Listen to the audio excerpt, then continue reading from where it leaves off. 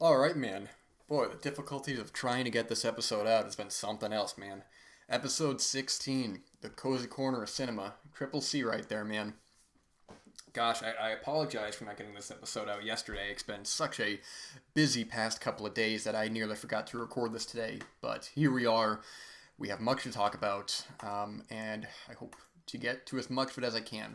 I want to give a little shout out to user Durkee, who's been commenting on a couple of the episodes and pointed out that I have been pronouncing Gaspar Noé's name incorrectly last episode. I think I used to actually call him Noe, and then I think I heard somebody else say no, and I think that's where I got it from. I'm not the best with names, but I do appreciate people pointing out so I can improve. All right, man. Gosh, July is always a busy month. If you're a physical media collector, man, for whatever reason, July is always one that it gets very expensive. Many sales going on. Got Criterion, of course, Arrow, Kino. I think Indicator just had a sale. I believe that some of the Bogart set that just was released, I think may have been on sale. Shout Factory has a sale going on right now with some of their box sets, so it can be overwhelming, especially if you're buying a lot. It's impossible to obviously see everything, and you buy so many titles, and it's just like you want to check out the features as well, and which is why it's so much fun buying Blu-rays because you get all of the supplements included, making of documentaries, commentaries, everything. But sometimes it can be very overwhelming to see it all, especially if you're buying so much at a time, which I tend to, and slowly get through. There are films that I've owned for many, many years that I just never get to, or I get to later. I recently just watched The Cowboys with John Wayne. I've had that film for years in my collection, and it was a phenomenal film. But, you just watch what you can, man. You only have X amount of time, so you want to use it wisely. And just placed an order last night actually for a couple more titles. I grabbed some of the Truffaut films I didn't own. I grabbed what did I grab? I got The Soft Skin, Jules and Jim, Day for Night, The Last Metro. I didn't grab Shoot the Piano Player. I to be honest, I kind of forgot about that one because that's only on Criterion DVD, and I don't know why I just totally forgot that. Totally slipped my mind. Also, I grabbed the Wim Wenders Road Trilogy, the Decalogue set, John Frankenheimer's Seconds, Eric Romer's Six Moral Tales. I didn't even know that. To be honest, I didn't even know Criterion put that out. I was wondering the other day. I was like, I wonder if Mine at Mods has a Criterion. And then I looked it up and saw that set, and I was like, man, there's no doubt that's definite buy. And I've only just gotten into Romer, his work. I think I've only seen two of his films, which was My Night at Maud's and Love in the Afternoon, and really, really big fan of both of those. So definitely looking forward to checking those out. And same with Truffaut. I got into his work fairly recently in the past couple of years. I've only seen The 400 Blows, Day for Night, and Love on the Run. I believe might be the only three that I've seen. So I'm really looking forward to checking out some of the other work. Jules and Jim especially is one that I'm really looking forward to. Big Truffaut fan. I've only seen a couple of his films, but he's one where I just find something that clicks. His films kind of click for me more than some of the other French filmmakers, French New Wave filmmakers, and some I like more than others. But Truffaut, for whatever reason, I just find to be making much more interesting films. And actually, speaking of French New Wave, I just recently watched The Image Book, which was Jean-Luc Godard's most recent feature film, I believe. That was from 2018. I watched that for the 2018 episode, and I didn't bring that up because it's not going to make the list, but it was a film that I liked a lot. Had no idea what to expect from it, and it was very, very interesting. Very experimental. I believe it's all either stock footage or footage from other films and compiled in a certain way of not necessarily telling a narrative, but kind of keeping a flow with the film. It kind of reminds me of the film I talked about briefly a little while ago, The Afterlight, which did the same thing. It was a single 35 millimeter print that was used all previous film footage and flowed made a not so much a narrative in terms of a cohesive story, but it kind of mirrored, a lot of things mirrored each other. You'd have characters walking a certain way and then opening doors and intercutting that. So like you have a bunch of characters opening a door and you have a bunch of characters in the room, and it's a little difficult to explain, but I'm sure, I don't know if that film will ever be available or not. I imagine maybe. I mean, if the, I forgot who was the creator of that, but I wonder about that. Speaking of films that they said wasn't going to come out, Memoria, man, I just saw a movie posted that's coming to a couple of their platforms. So if you were unable to go see it theatrically, or you didn't get an opportunity to see it, it looks like you'll get your chance, man. It is funny how quick that came out, because they were very adamant about it only being theatrically run on tour, and then I don't know who's putting it out on Blu-ray in the UK, but that Blu-ray got announced, and then it's coming to Mubi, so there it is. I don't think it's coming to Mubi in the US, though. It's only certain of their platforms, but I'm sure if you have a VPN, you can just hop on, or you can just go online and find it. I don't feel bad about piracy even if you're not able to legally pay for it. If you're legally unable to pay for a film, I say just see it, man. I mean, obviously, smaller films I want to give money to, small filmmakers who don't have aren't Marvel, aren't these big companies where they're going to be fine. It's more so the little guys who make these movies and try to do what you can, man. Anyways, man. So that sale's still going on till the end of the month. The Kino sale as well is just about, at the time of recording this, it has a couple more days going, and I only mentioned that because somebody had just brought it up. And I placed a small order there. I only got a couple titles because, like I said, you can only get so much. I think the thing is that when you're buying so many titles, realistically, you got to look and see, when are you going to find the time to watch it. And it can be very difficult. There's a lot of titles that I buy that like I said, I don't get to for a long time. And, but it's also just nice to own it too. I think there's definitely a specialty in terms of having you outright owning a film. There are films that I have that I have no intention of rewatching anytime soon, but having it is one thing, and I guess it's all a matter of space as well. If you have the space or if you have the means, that's one thing. Mostly because a big issue that I get worried about more so is films disappearing, films being censored, or alternate versions being the only available version. I mean, look at a film like The Exorcist, where every time that film is screened theatrically on a major scale, under Fathom Events or one of these kind of distributors, it's always a director's cut, because that's the one that William Friedkin prefers. And the director's cut is one that I'm just not too crazy about. It's fine. It's a lot of stuff. The images that they put in there, and it just kind of takes away from some of the film. But the theatrical cut, I believe, is on Blu-ray, but it's, to my knowledge, is a little pricier, and you can only get it, to my knowledge, in the set that comes with the director's cut. You can't just buy it on its own, which is a shame. But that's more so what I'm talking about in terms of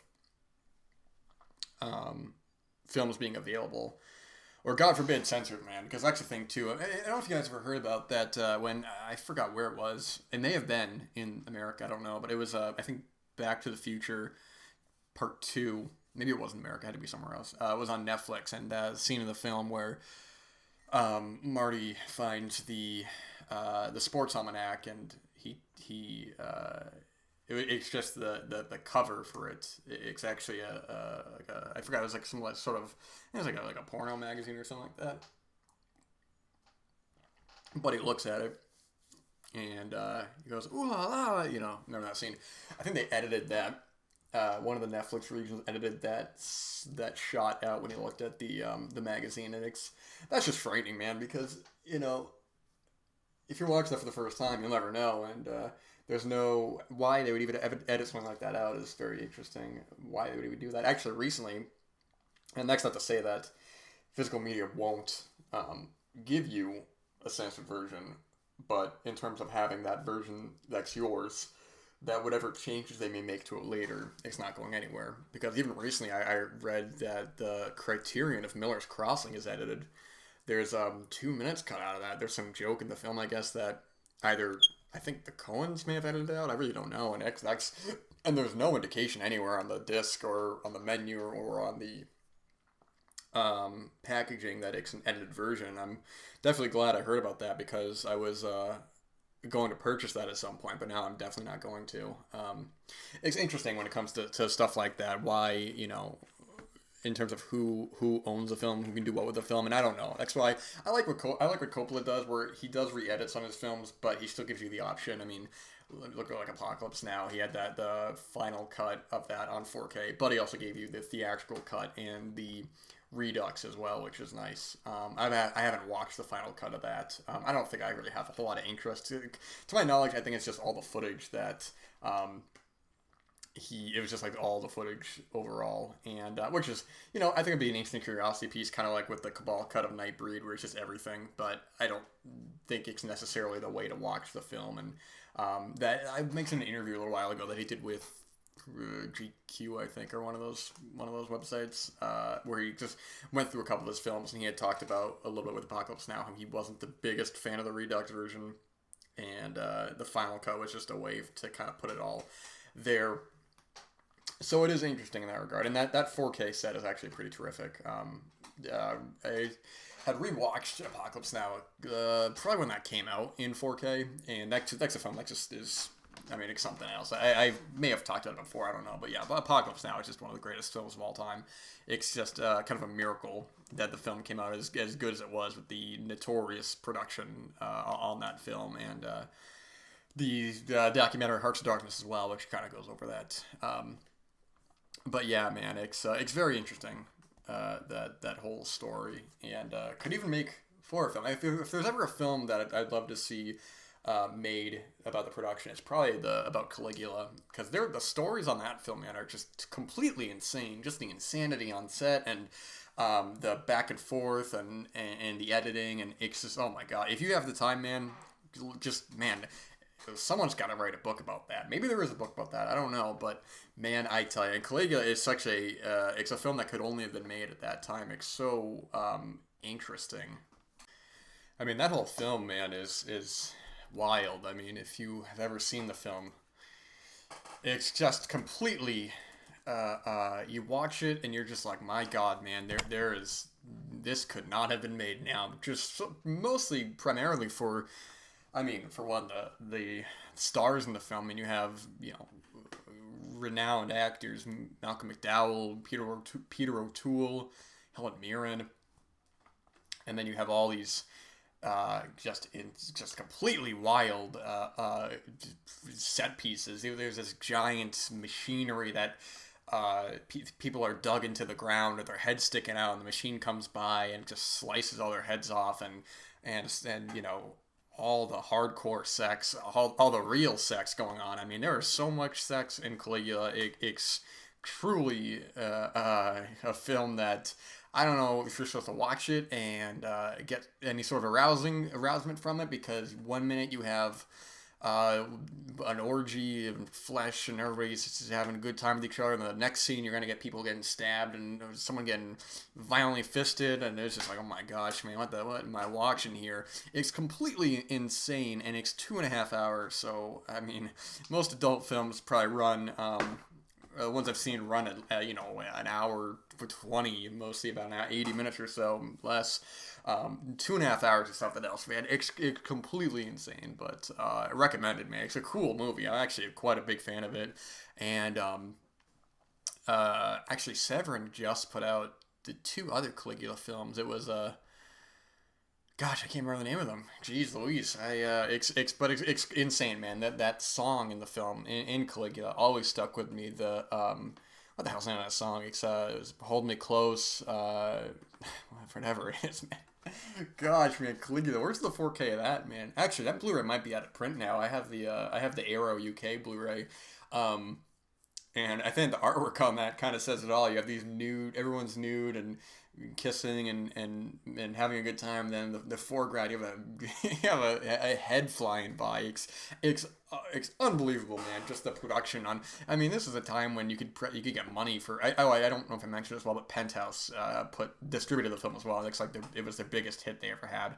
Um, for obvious reasons, but it's wild when you could these times we could make these giant films, these giant controversial films too. Not necessarily on when I say giant, I mean like the scale of it, of how the sets and the people and the amount of people. I mean, you look at stuff like Solo or Goodbye Uncle Tom. I mean, the Goodbye Uncle Tom as well is another film that you can make a making of about. I can't wait for that Blue Underground 4K that's coming out next year, man. And I just when I that got announced, I was like, oh my gosh, man, I can already see people who just getting already upset with it. And that's another thing I was talking about before in terms of just like a film like that's controversial. I don't believe should ever be censored because it's an important film, and I think it's a great film. But you know, people who object to it, it's fine. You have a right to object to it, man. This is America, you know. You have your right, but I think people just don't.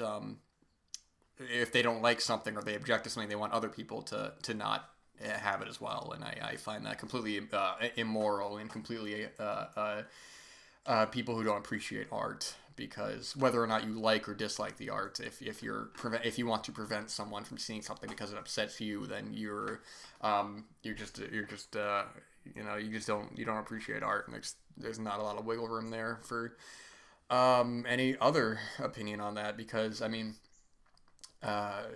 you know, I don't know. I heard a thing recently about Grindhouse releasing. I guess they tried to have a showing of Cannibal Holocaust a couple years ago in L.A., and that got like so much protest that they had to shut it down. That's just completely insane to me. If you don't like if you don't like the film, don't watch it. I don't know what to tell you. You know, any kind of film like that. But that's a whole other conversation that I'm not going to get into. But I just find it interesting. Solo as well. It's a film that I'm a big fan of. But just the amount of extras in that film, and just the complete all the sets and all the actors. I think that Criterion Blu-ray is probably still in print, but maybe actually, I don't know. I remember somebody telling me a couple years ago they were having trouble finding it, so it might be still in print. I don't know. I mean, it's also a good time for this month with the Criterion sale. It gives you an opportunity to take a chance on some films that maybe you weren't comfortable paying full price for. Because I know Criterion's get a little pricey. They're about $30 or so online. Normal price $30-$35, and I've heard people say that. People say, oh, they're $40 normally, and I'm like, man, that's if you buy it at Barnes and Noble. You know, don't buy it in store, man, at that price. I mean, geez, there's not a lot of films I'd pay $40 for, you know, let alone just a random Criterion film. But yeah, Solo's a cool film, man. I'm a big fan of that film. It's one of the films that they've mentioned before that I think gets unfairly grouped into. People look at a film like that, and it's a film with extreme content in terms of upsetting content, but it's a great film on its own. And that's another thing too, is that some films that are quote unquote extreme, that, you know, get labeled as like controversial or this or that, I think people sometimes unfairly write them off as just that, like, oh, they're just extreme for extreme's sake. And yeah, there are films like that, of course, but I think a film like Solo uses the extremity to push the story, and I think that's why it's there. Because you look at a film like that, and it's upsetting, and it's disgusting, but it's, you know, that's the point. You're not supposed to watch it and feel happy about it. The ending is supposed to make you sick. I mean, it's just the last time I saw it, the ending just totally hit harder. I was just like, wow, man, that's a great. It was one of the things where when the film ended, I was like, wow, that is a great film, man. And I think people just kind of sometimes get upset. They see the content on a surface level and just completely write off the rest of the film. And I'm making these sweeping generalizations. Obviously, I can't do that, and I can't make generalizations in terms of everyone. I'm just saying from what I've experienced, and I've people who just are quick to not even give a film a time of day because of a certain content. It's interesting, is all. Pasolini is always a very interesting filmmaker. I've only seen a couple of his films, but I've liked quite a few of them. And I recently watched, I shouldn't even say recently, last year or so, maybe a year before, I watched the Pasolini film that Abel Ferrara put out that he made with Willem Dafoe. It's just interesting. It's right. I forgot if it was right after or sometime after he had completed Solo, and his life after that, and what eventually happened to him after that, because that was his final film, and it just really is a wild film to end your career on, but famously killed, man. It's that whole story right there, and the actual film that's not really about. It's interesting the way it does it, because it's about the last time with Pasolini, but it's also very reflective and focuses on some other characters as well. It's very interesting. I don't think I quite. I think the idea of it, I think, could have made for a very good film, but it wasn't a film that I particularly was too fond of. But Willem Dafoe did a very good job in the role, and Abel Ferrara as well. He does such interesting work that sometimes it works, sometimes it doesn't. But at least he's doing something. I haven't seen his other Willem Dafoe film that came out a couple years ago. I did see his documentary. What the hell is it called? The Projectionist, I think it was what it was called, about the guy who owned the cinema in some part of New York. I forgot. That's a film that's a pretty good documentary as well. That's one that's the first half of that's a really good story, and the second half kind of trails off a bit, and it's more so about just interviews with a lot of people and stuff. And that's not a bad documentary. I think Kino put that out. Yeah, Kino did put that out. So it's okay. It's not bad. But Abel Ferrara as well. He's an interesting filmmaker who just does a lot of different work. I recently watched King of New York with Christopher Walken, who was a Ferrara regular, and Lawrence Fishburne. That's a really terrific film. That just got a 4K from Arrow last year, I think. That and Crash came out around the same time, to my knowledge. But anyways, yeah, like I was saying before at the beginning of this episode, this episode is a little loose in terms of probably should have had a film to talk about, a couple films to talk about, but that's all right, man. It's been such a crazy week that it's been a little of hectic getting everything together, but that's all right, man. I just want to put up the episode as is, so let's see what else we got here, man.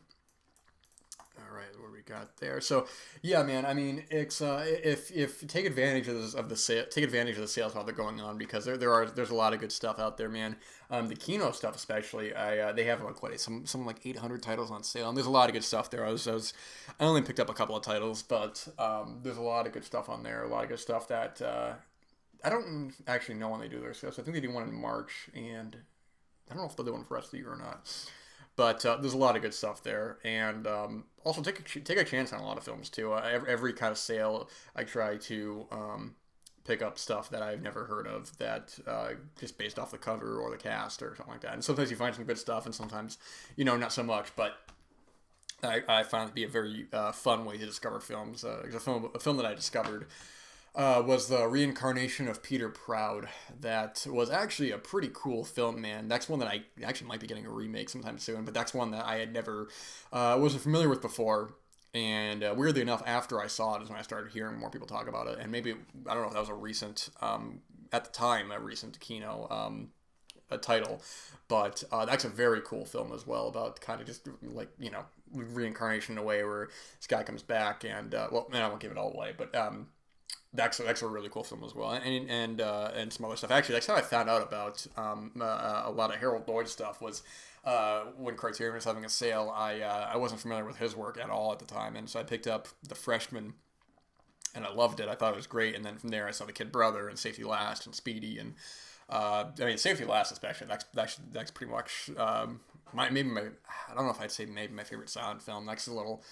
I don't know if I want to make such a big claim like that off the top of my head, but it's definitely up there. It's a film that it's just a miracle of filmmaking and a miracle of comedy, and especially the whole final 20 minutes or so, which goes on for a while, because the climbing in the building is a visual spectacle that keeps up the pace and keeps up the tension, and it's um, just a great tool for in terms of making a film of gosh, sorry, I'm trying to open up this file right here of what to use in the foreground, what to use in the background. The whole story about how they filmed that sequence is pretty spectacular, and him hanging off the clock. I mean, it's a film that, even if you haven't seen the film, the imagery especially is pretty well known. But I think as well. I mean, his other work as well. Harold Lloyd, I think, is such an interesting guy, and especially his relationship, his friendship with. I say relationship, not romantically, but reading. I recently read Cary Grant's a biography on him and their friendship there, and some of the stuff that's going on at the time. And yeah, Harold Lloyd, man, is a cool guy. Definitely a cool guy. All right, man. I'm actually gonna cut this episode, man. I don't want to be talking ear off over nothing. So I'm gonna end this one right here. I hope you guys enjoyed this. I'll try to be a little more focused next week. Try to get a little more of an idea. But this week's been so busy, man. Let me tell you, and so much to do, but so much is getting accomplished. So that is all that matters, man. This is where I'm gonna end it, and I will be back next week.